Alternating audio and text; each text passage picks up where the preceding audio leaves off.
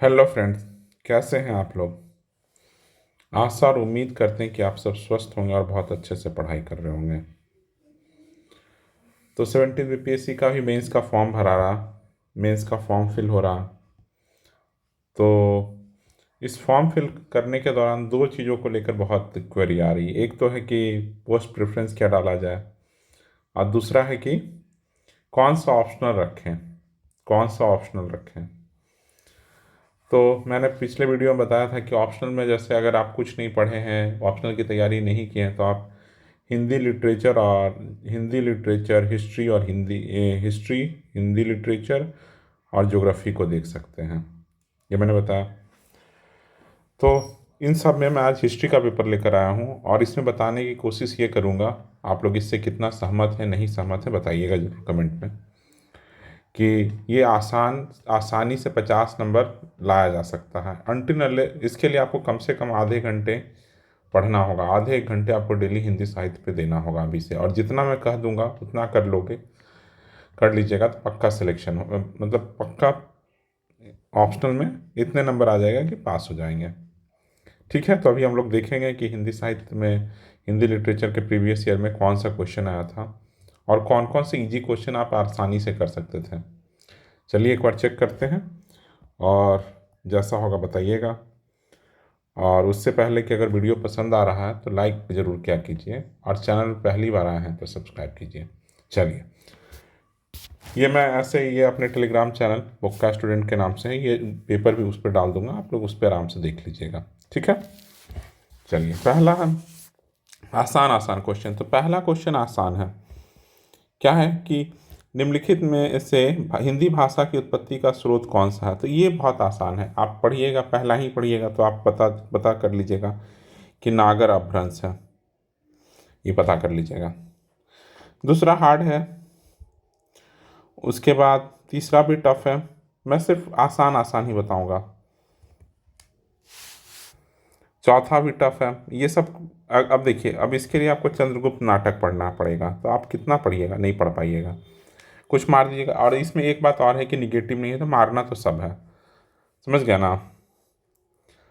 उसके बाद ये आपका कामायनी से है, तो कामायनी में भी वो भी सर्ग सर्ग लिया गया है। वो कौन से सर्ग से है, चार सर्ग पढ़ना है, ये चारों सर्ग पढ़ना है, चिंता, ईड़ा, श्रद्धा और लज्जा। तो इसमें से ये भी नहीं बनेगा, ये बन जाएगा अगर आप सिर्फ कामायनी का ये, क्योंकि पहला ही दूसरा लाइन ये है, तो किसके बारे में बोल रहा है। तो कभी भी कामायनी पढ़िएगा तो पहला दूसरा पोएम का, कविता का पहला ही पैराग्राफ दूसरा पैराग्राफ में ये दिख जाएगा। तो ये किया जा सकता है। तो अभी तक 6 में हमें सिर्फ 2 क्वेश्चन दिखे हैं। कितने, 2 क्वेश्चन। अब 7वां क्वेश्चन, ये बहुत आसान है। ये ऐसे ही पढ़ते पढ़ते हुए लग रहा है कि ये फ्रेंच है, ठीक ना। तो ये 3 हो गया। अपभ्रंश व्याकरण के कौन रचनाकार है, ये भी आसान है, ये भी बना लीजिएगा।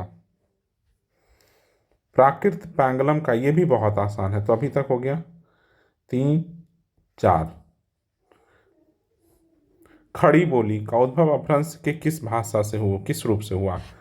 अगर देखिए, इसमें मैं बता दूंगा, जैसे ये सब भाषा वाले पार्ट में आ रहा, तो भाषा अगर कर लीजिएगा ढंग से तो देख रहे हैं कि भाषा से कितने सवाल आ रहे हैं, भाषा से बहुत सवाल आ रहे हैं। तो भाषा अगर अच्छे से कर लीजिएगा तो हो जाएगा, तभी हम इसको मानते हैं कि नहीं करना। अभी तक 4 हुआ है। पाणिनि, ये तो आसान है, सब लोग कर लीजिएगा, 5। इस ये भी आसानी है, ये भी कर लीजिएगा, 6। 7 टफ है। चलिए अभी तक 7 हुआ है। 16 नंबर भी किया जा सकता है। पूर्वी हिंदी में कौन कौन सा, तो हिंदी का वर्गीकरण किया जाएगा, तो उसमें ये आप पता कर लीजिएगा। तो अब तक हम लोग 8 क्वेश्चन तक कर लिए हैं। 16 में 8 कर लिए हैं। स्पर्श संघर्षी कौन है, व्याकरण है, ये आपको सही करना ही होगा, व्याकरण को अच्छे से थोड़ा सा पढ़ लेना है। तो 9। ब्राह्मी लिपि का रूप नहीं है, ये भी आसान है, 10। काव्य में लोक मंगल, ये छोड़ दीजिए। बलचनामा, ये भी नहीं पता कर पाइएगा। तुलसी का सारा काव्य समन्वय की दुल्हन गावहू मंगल चार, हम घर आए राजा राम भरतार। ये आसान है कबीर का तो बहुत आसान है, तो इसलिए आइए आप कर सकते हैं 11 नंबर। मलिक मोहम्मद जायसी को कौन आलोचक ने प्रतिष्ठित किया है? नहीं पता होगा। भक्ति आंदोलन को लोक जागरण का नाम दिया गया है, ये भी नहीं पता होगा। साखी सब्दी दोहरा कहीं कहीं उपखान, भक्ति, ये भी नहीं होगा। अभी तक 11 हुआ है। ये आसान है। स्वच्छंद प्रेम तो कृष्ण भक्ति काल में ही है, तो 12, 26 में 12 कर चुके हैं। ये भी नहीं होगा। हिंदी साहित्य के इतिहास ग्रंथों के लेखन की परंपरा क्रमबद्ध इतिहास के रूप में प्रकाशित तो पहला कौन है? तो ये आसान है, ये कर लीजिएगा। तो 13। सत सैया के तो दोहरे ज्यों नावक के तीर, लेखन देखन में छोटे लगे घाव करे गंभीर। पढ़ा हुआ होगा तो कर सकते हैं, नहीं तो नहीं कर सकते हैं। अभी रीतिकाल है, तो अगर आप लोग पढ़ रखे हैं तो आपको पता चलेगा कि आदिकाल, मध्यकाल, आदिकाल, भक्ति काल, रीतिकाल, ऐसे ऐसे कालों का वितरण हुआ है, डिस्ट्रीब्यूशन ऑफ काल हुआ है कि उसमें कौन कौन सा कब कब आया है। और जब रीतिकाल के बाद जब आएगा तब भारतेंदु सब आएंगे, समझ गया ना। आधुनिक काल आएगा, उसमें बहुत सारा है, छायावाद है, नई कविता है, बहुत सारा आएगा आपको।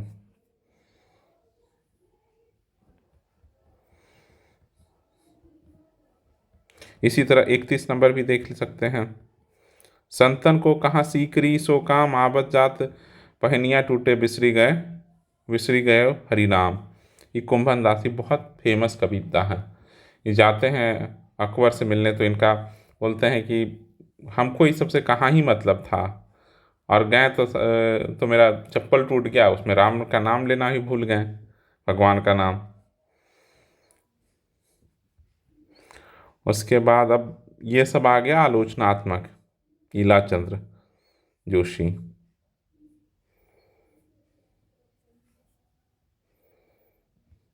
ये सब उपन्यास, अंतिम उपन्यास जो पूरा नहीं हो सका, बहुत आसान है, ये हो गया 15। 15 था ना। यशपाल को पर्दा कहानी, यशपाल छोड़ दीजिए।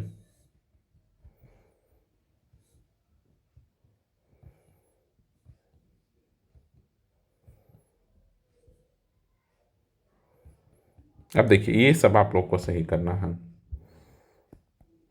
16, 17, ये 18, ये सब आप लोग को सही करना। मानक हिंदी क्या है? तो 19। अब देखिए ये सब, अब व्याकरण आ गया, तो ये पूरे देखिए ये पूरा। अब देखिए 47 से चला, 51, 52, 53, 54, 55, 56, 57, 58,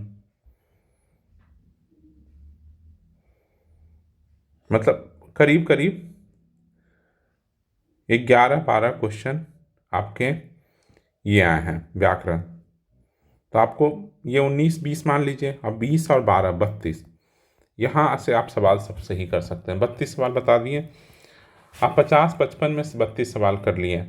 तो इस तरह से आप करते जाइएगा तो आपको पता चलेगा कि आप आराम से 50 नंबर आराम से ला सकते हैं इस पेपर में। आप तुक्का मारना अलग है, भी 50 नंबर इसमें किया जा सकता है। तो आप लोगों के लिए है कि आप लोग हिंदी साहित्य रख सकते हैं, इसके लिए सिर्फ आधे आधे घंटे हैं। जैसे एक दिन पढ़ लिए आदिकाल, आदिकाल में देख लेंगे कौन कौन सा कवि है। एक दिन पढ़ लिए भक्ति काल, 3-4 दिन भक्ति काल में देख लिए जो जो मेन मेन कवि हैं, उन सबको देख लिए। सिर्फ बांट बांट के पढ़ लेना है। अगर कहिएगा तो मैं आधे घंटे पढ़ा दूंगा, आधे 15 मिनट का डेली वीडियो बना दूंगा, आप उसको देख लीजिए। लेकिन ये कहीं भी मिल जाएगा, आप कहीं भी देखिएगा तो आसानी से दिख जाएगा। आदिकाल, भक्ति काल, फिर रीतिकाल आता है, और फिर आधुनिक काल। और आधुनिक काल में आप बहुत, ये हो गया कवि का। और फिर एक होता है उपन्यास और कहानी, उपन्यास और कहानी। तो इस तरह से आप पढ़ सकते हैं। समझ गए ना। आलोचना भी है और व्याकरण। तो व्याकरण से शुरू कीजिए, व्याकरण को बहुत अच्छा कीजिए और ये सब एक एक दो दो दिन पढ़ते रहिए, अभी बहुत दिन है, आसानी से हो जाएगा। चलिए, बाकी ये पेपर हम आपको टेलीग्राम चैनल पर शेयर कर देंगे, आप लोग वहाँ से देख लीजिएगा।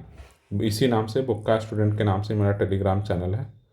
अगर आप लोग चाहते हैं इसे डाउनलोड करके आप लोग अपने से बना के देखिएगा कि कितना आप सही कर पा रहे हैं, कितना नहीं। चलिए, अभी के लिए इतना ही रखते हैं। हिंदी लीजिए, हिंदी लिटरेचर, कोई दिक्कत नहीं होना जा रहा है, सिर्फ कॉन्फिडेंस रखिए और पढ़ाई कीजिए। चलिए, अभी के लिए इतना ही रखते हैं। Thank you for listening. Video पसंद आया तो लाइक कीजिएगा और चैनल पहली बार आया तो सब्सक्राइब कीजिएगा। Thank you.